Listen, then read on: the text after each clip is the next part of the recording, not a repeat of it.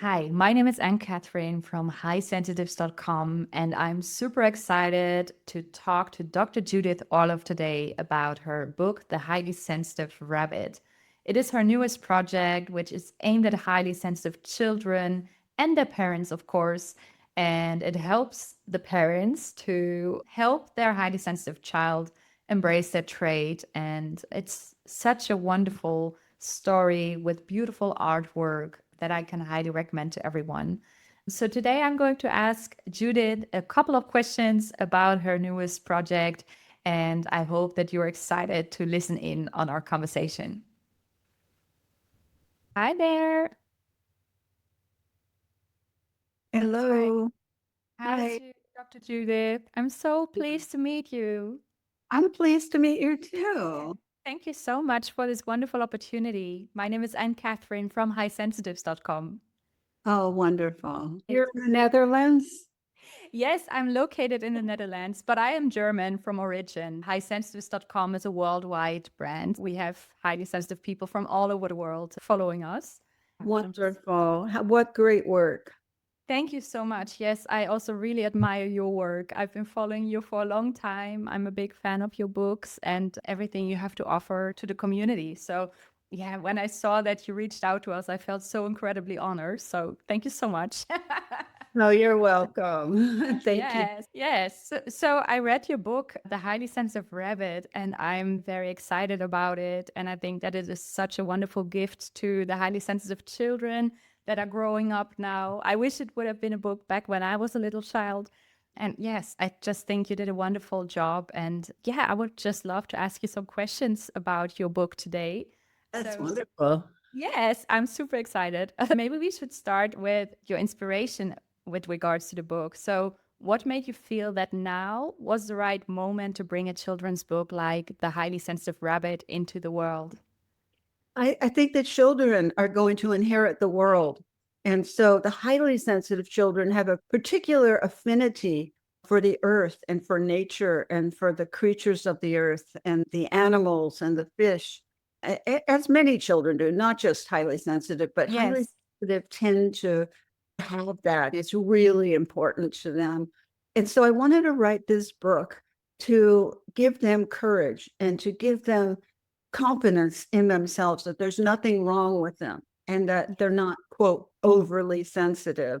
So many people say, I know my parents both called me overly sensitive, and you're not going to fit in, and you're weird. And so this book is about letting go of shame and finding like minded creatures to support you and finding your own way in terms of alone time versus people time and how to be in the world and be comfortable and be loved. Yes, yes, I love that message. That's also what I took away from after reading the book. And you're saying this book is written for kids, but it seems to hold a lot of wisdom for the sensitive child in all of us. So, who do you truly hope this story will reach and why? I truly hope it reaches everyone. Yes, yes, I can imagine. I sometimes read it. The Sounds to My publishers put together this video of the book with this beautiful music behind it and this beautiful pair of hands making the pages, changing the pages. And I sometimes watch it just to be inspired for myself and my position now and my age now and my everything now. It just makes me more in touch with the sensitive child in me and how beautiful that is and Yes. just how wonderful it is. And it's just a gorgeous thing. It's not just a good trait, it's a gorgeous way to be. Yes, I couldn't agree more. And that's also how I felt after reading it, especially the part of, and I don't want to spoil too much about the book for the people who haven't read it yet, but when I read about the different techniques that you recommend to Aurora the rabbit inside your story, it just was really helpful for me as well as an adult, just reading through those tips. And they are so simple, but still so powerful. And yes, I just felt really spoken to as well, although I'm 33 years old. So, Uh-huh. yeah. Yes, and I hope whoever reads it, the parents, the children, anyone who reads it can feel that sensitive person within and nurture that person and love that person and know how precious that person is And there are people in the world who won't understand. That's a theme in the book too. If they won't understand, they'll probably never understand. So don't waste your time trying to make them understand. And you need Yeah. over to like-minded people.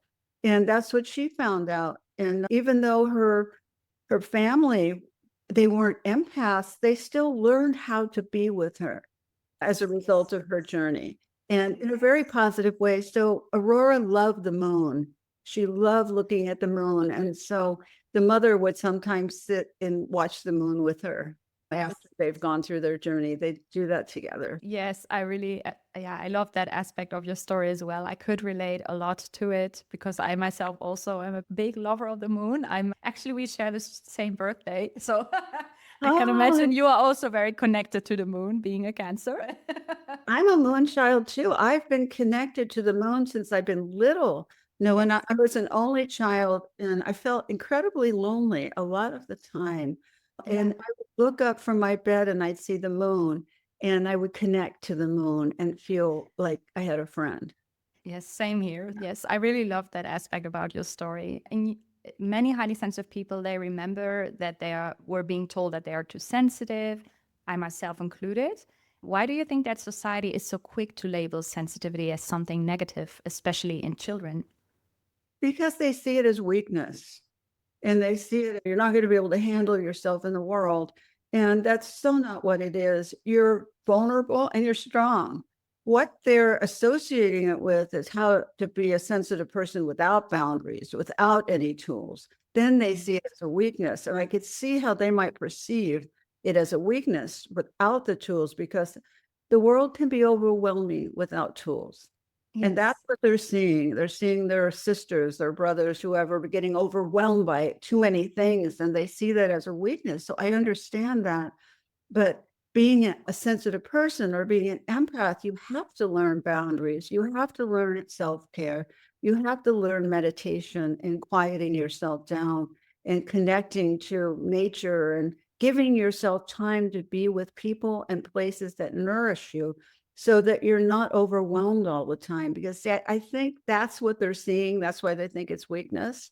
Yeah, I totally agree because just looking back at my own journey and as I have learned more tools, people start around me start to see more of the beautiful side of my sensitivity. But indeed, when I didn't have those tools, I could be all over the place. It can be the same for other people. Of course, of course. And then once you learn a tool, just learning that no is a complete sentence, that you're allowed to say, no, I'm so sorry, I can't do this today. Or the child can say, no, I need to be alone and have quiet time now. I Yeah. don't want to go on a play date. There's some Yes. mistake that parents make is they overbook children that they don't realize are empaths or sensitive children, and they don't like that. It's too much.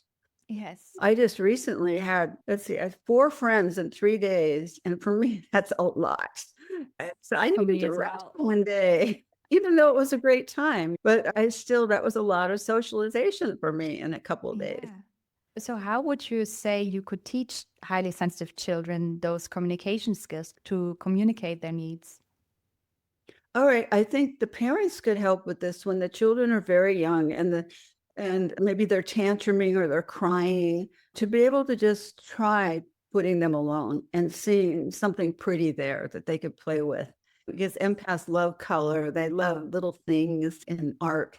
And so just put them in a beautiful spot. If the crib or the bed needs to be in a very nice spot, if possible. And so they could feel happy there and see if they calm down on their own. Oh, Of that. You have to play with it and see what the child responds to. Usually, if you take the child out of a really chaotic environment or a loud environment, they'll calm down.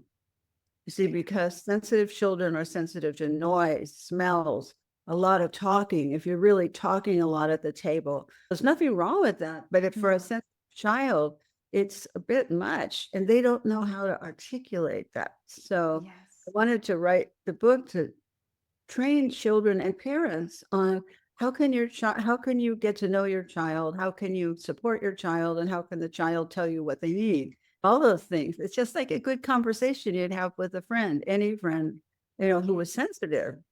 Yes, and in the book, you made it so approachable, those techniques. It was very easy to understand, not a lot of walking around the main message. It was very clear. And that makes it also so easy for parents, I assume, to bring it across to their children. So, inside our community, we talk a lot about the importance of being seen. So, I was wondering, why is it so powerful for highly sensitive children to feel understood by at least one person in their world? Because they feel they have a grounding rod that they can relate to. There's a one best friend. I've always had one best friend. One And it's best friend. Yeah. one best friend. I love that. Yeah. And what does that offer them?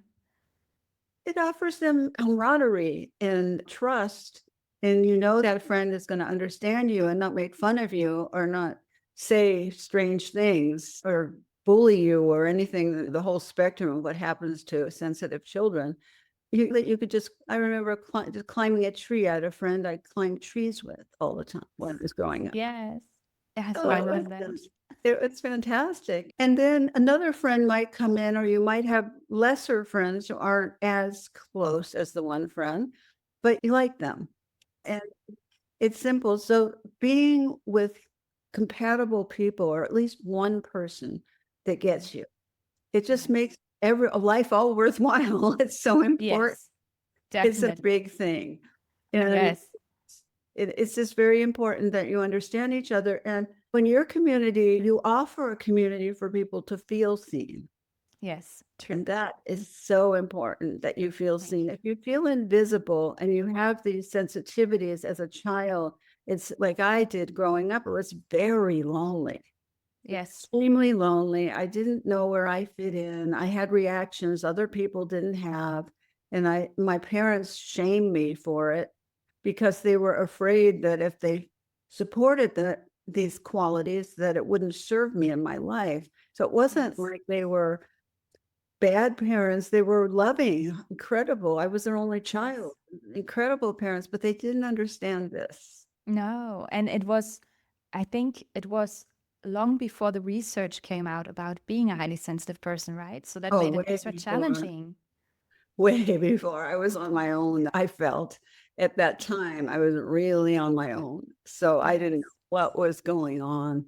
And that's why communities like yours are so important to Thank you. have a place for people to go. If I had a place where I could go when I was very young, that would have been extremely helpful. Yes. Or somebody Yes. to tell me, honey, you're okay. You've got these gifts and let me help you with them and what you can do. I mean, that would have been a whole other life. But then Yes. again, maybe I wouldn't have pursued my path as a psychiatrist and gone into medical school. Maybe I wouldn't have been so hungry to learn how to deal with this. Exactly. And now you can help a lot of people with the books that you write and all the sessions that you have with clients, because I assume you also still do client work, right?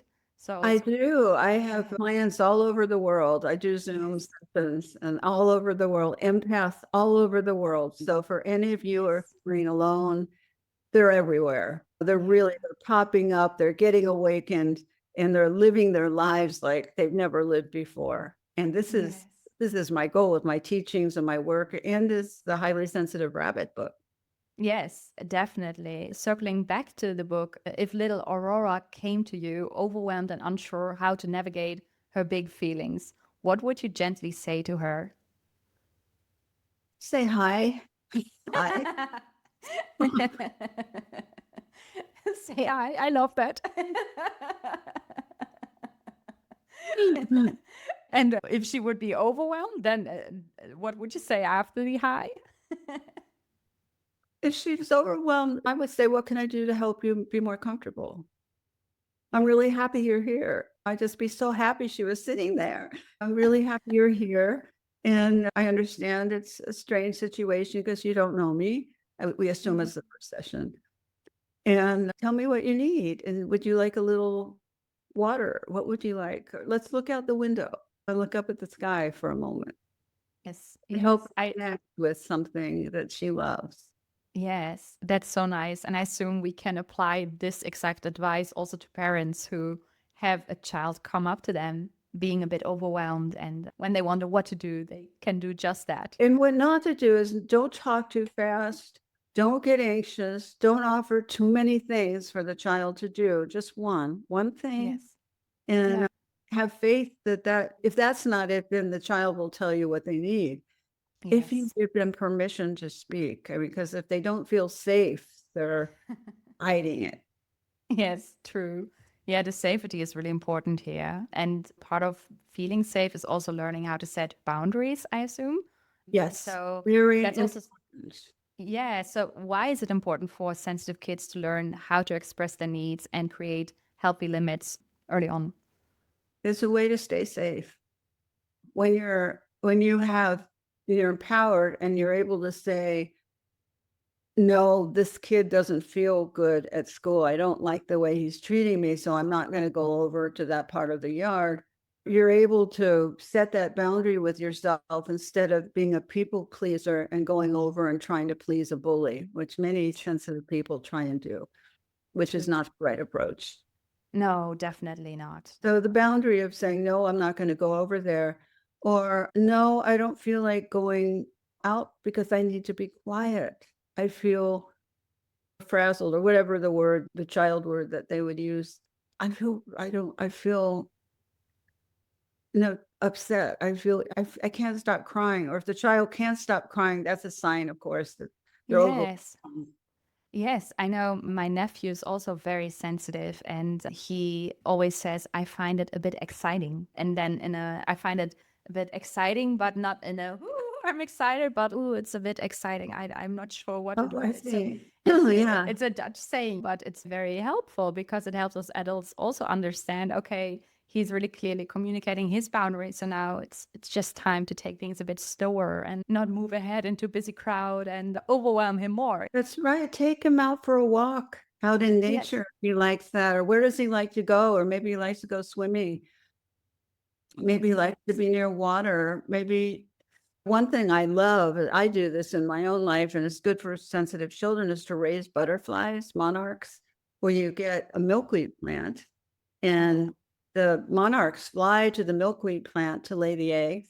Then they form into caterpillars and then into their cocoon. And then they just open up their wings and fly. And the child can see that whole life process. And it's a beautiful thing for sensitive children. Yes, it's amazing. It's just a way to really slow down and enjoy the beauty of life. Some sensitive traits aren't always obvious. I myself was really a wild child. So my parents never thought, okay, she's highly sensitive. I was always like climbing in trees and exploring. So they thought, nah, when you're sensitive, you have to be shy and really hold back. So I was wondering what are some everyday behaviors that might actually be signs of a child's deep sensitivity that aren't that obvious, like being shy or introverted. As I write in my first book, Second Sight, as a teenager, I got very heavily involved with drugs and I was a wild child too, because I wanted to squash these abilities that I had, the senses. I didn't want to be like me. I wanted to be like everybody else. And so I got really involved at that point with squashing them. It's not a good solution for everybody. That's what I did. And I got sent to this wonderful psychiatrist at that point when I was 16. And he told me that in order to be whole, I needed to integrate my intuition and my empathy and my sensitivities into my life. Otherwise, I'll never be whole. And that was part of what I needed to do. And I respected him so much because I'm a one-to-one person. If I find somebody I admire or, who inspires me, I'll listen to them. At that time, that was the only people I listened to. And I felt that way towards him. I felt special. I felt like he was knowing how to talk to me.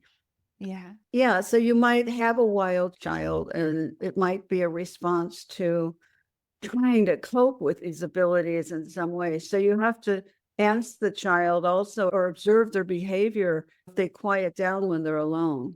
Yes. They have creative time or have imaginative friends that they could talk to that you can't see. Don't get alarmed.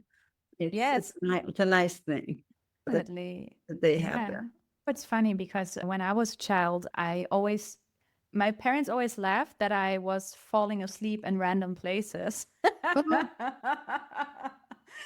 It was, I assume that it was just like the crash out after like those wild activities of climbing trees and just feeling overwhelmed. Okay, now I need to lay down, but I would really lay down anywhere, whether it would be a travel bag or a little box, I would just fall asleep. So I assume that could also be a sign. It could be. Each child is so different. And so you have to look at their behaviors, what they're doing, how they're coping, and most importantly, what works for them. That's the thing with Aurora in the book. She needed to find what works for her. So what works for one might not work for another one. I mean, you might have two sensitive children and they might respond to different things. So, Definitely. boundaries, though, is across the board. They have to learn this. If they're Yes. sensitive, they need to learn boundaries. They need to say, I'm overwhelmed now. I need to go off by myself. They have to learn that as a child and as an adult. Yeah. Very important. That's why I stress that in the book, as that you Yes. can't get away with not setting boundaries. And sometimes empaths or sensitive children don't like to set boundaries. They No. want to say yes to everyone. They want to heal everyone. They want to come closer and be the peacemaker, the confidant. Sensitive children often are the confidants for the anxious parents, which is not a good thing. You don't want to do that. But they're so wise. They're like old souls, the children. Yes. And so you want to tell them things. But then they end up taking on your stuff, and years later in therapy, they have to work with it. So they lower your anxiety. Yes, that's true. One final question. If you imagine a child or even an adult reading The Highly Sensitive Rabbit, what's the message that you most hope they carry with them after turning that last page? Oh, joy. To lead a joyous life, to be in the moment, to help your child with his or her needs, and enjoy the child, enjoy being a parent, enjoy this life. It goes by so quickly. And you have this beautiful opportunity with your children and family to connect and learn and grow and have joy. Yes, yes, I love that. So I want to thank you so much for the opportunity to discover your book, The Highly Sensitive Rabbit, and to chat about it with you. And I'm super excited to share this with our community as well. And I'm sure that it will help so many highly sensitive children to embrace the trait even more and also grow as a person very early on in life. Thank you so much for this wonderful book. I really appreciate what you put out into the world. You're so welcome. It's been just a joy talking to you. Thank you, the same. I'm really honored once again, and I really cannot wait to, yeah, to share this. Sounds Thank you so good. much. Talk to you soon. Okay. Bye-bye. Okay. Bye-bye.